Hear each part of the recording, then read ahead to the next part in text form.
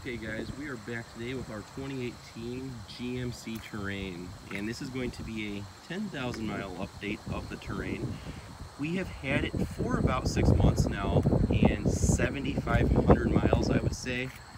It was a demo car before we got it, so someone at the dealership, probably a manager or somebody, drove it around for 3,000 miles and then it went up for lease or for sale. My mom chose to lease this car, so it's a 2-year, 15,000 mile a year lease, so it's going to have right over 30,000 miles on it when we turn it in. So we're about a year and 6 months away from returning it in. It'll probably be an early turn in as well, so we're probably closer to having it for another year and 3 months or so. But other than that, it's been 10,000 miles with the car, on the car, and I'm happy to report we've had no issues with it. I didn't really expect any issues with it. I know GM has really, this engine, this power plant, it's been kind of tried and true and tested on the later models. I know the earlier 2-liter turbos have had issues with timing and stuff like that, but this one's been good for us, other than we did get a recall in the mail a few weeks ago. It was for something with the computer reflashing, so they had to reflash the computer, and when it went in for that, it got its first oil change as well, so we're all good for another 7,000 miles. Other than that, when I moved the car in the driveway today, it said it was like 9 miles to 10,000, so I had to go get it a car wash, and my OCD wouldn't let me just not make a video on it, because I rolled 10,000 miles as soon as I pulled in this parking space, this cul-de-sac, whatever. And so anyways, it's been washed a handful of times since we've had it. It does get driven on dirt roads quite often, so it really doesn't get washed a whole lot. So looking at it here, these are the 18-inch wheels. These are the upgraded wheels for your 2-liter motor. This is a 2-liter turbo front-wheel drive. The Michelin tires are wearing pretty nice.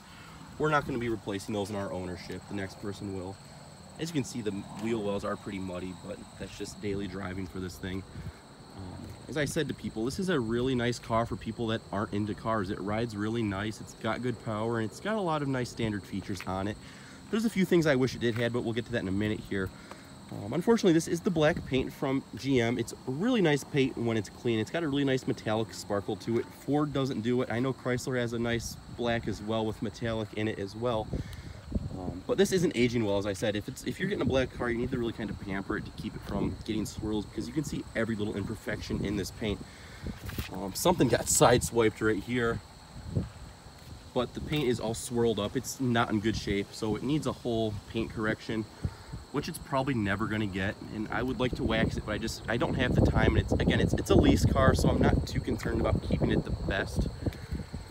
Other than that, it's a front-wheel drive 2-liter. As I said, it's a great powertrain. I really do love driving this thing around. It does have the 8-speed, 8 or 9-speed automatic. It's really fun. It's not all over the place like a Chrysler transmission, so I really have no gripes about the power plant. I know the 1.5 liters are pretty good engines as well, but this really does. It gets in the high 20s for mileage, and for a car with 250 horsepower these days, that's pretty impressive. I was looking up front, you do have HID projector headlights with your GMC right there, of course. It's a sharp looking car. I don't really have anything bad to say about it. As you guys would have been led on by my first video I made of this car, I really don't have any bad thoughts about it. I got split open a new hole in that first video. I said something, I didn't say this was like a proper trim or something, and I get daily hate mail still on that car. Because I said the trim level was wrong, or I didn't like the dash materials. Please stop. I'm so sorry. But the things I didn't like about the features are, I wish this car, even though it's more on the base end type model here, I wish they would have put a blind spot mirror in. I know you can get the monitoring system on the higher end models, and I wish they put backup sensors in back there. It does have a backup camera, which is nice, but I kind of like the beeping, and I'm getting more accustomed to that in my MKX I have. And that's a 2010, so that has a few more features than this. But anyways, you have your keyless entry as well. I like the feature. So come on in. Here's the key. This is just the spare key I have right now for it. But we'll stick this over here. And look at the door panel. Everything is wearing good. It's only 10,000 miles. Overall, it's a nice vehicle for someone that doesn't like cars. Interior, it's dirty. It's in daily driving format. I don't exactly like the material of the seats. It grabs onto a lot of hair and lint. Other than that, it's pretty durable.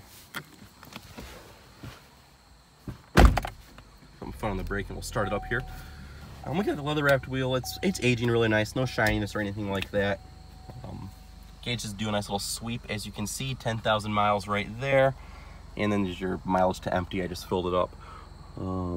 Dash materials, again, it's a rubberish material. I just don't like the way the dash is kind of put together. Looking at this corner, there's no gap.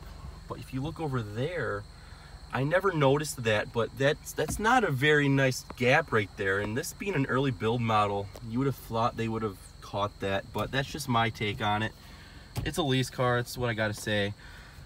This whole system, I get it, I don't like it. I don't.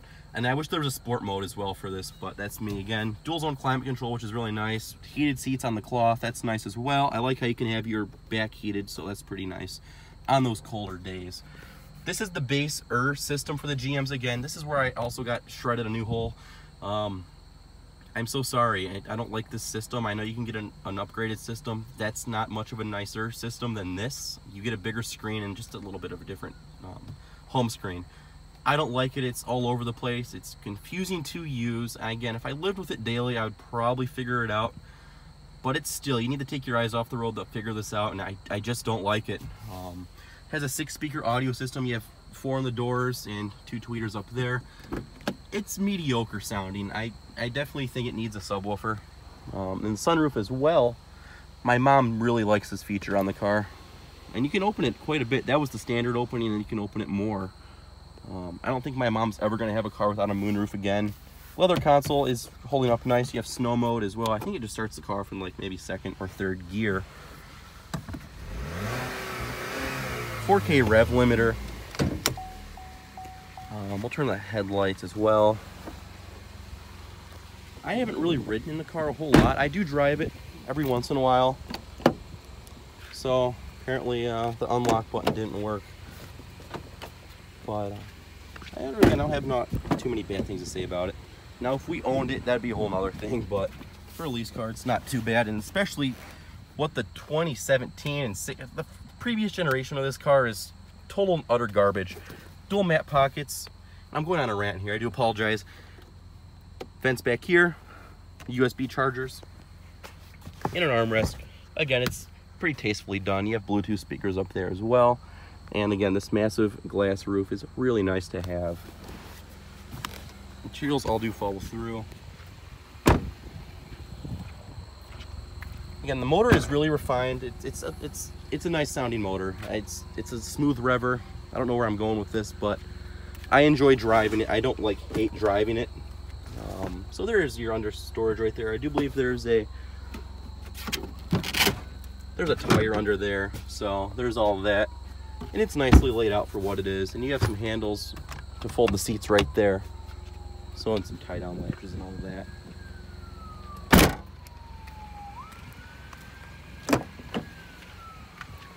So again, this whole gap right here, I don't really, again, it's pretty bad. I never noticed it until today. So I don't know if it got hot one day and just fell down.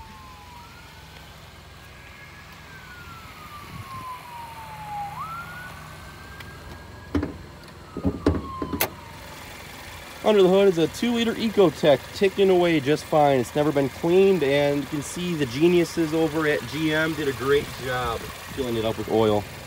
Enough said. So there you go, guys. Hope this video was a little less hostile than the previous one. As usual, guys, thanks for watching. We'll talk to y'all later.